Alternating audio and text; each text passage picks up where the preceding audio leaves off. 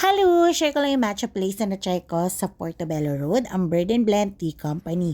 So, yung place, nag-offer lang sila ng tea and matcha drink. So, sa buong store, makikita nyo yung wide array of teas and matcha flavors. So, yung tinry ko dyan is yung matcha latte nila. Kasi syempre, yun nga yung pinunta ko. At bukod dun, yun kasi yung pinakamura. Sarap!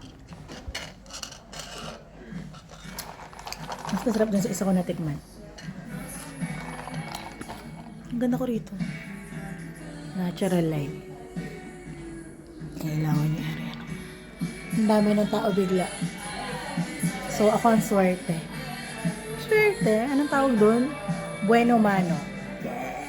Wala din sila tinitinda dito na breads and pastries or desserts. So, nilabasan lang natin yung tinapay na nabili natin sa isang bake shop bago ko nakita tong matcha place. So, ayan, nagdrama tayo ng very light lang naman kasi solo natin yung lugar.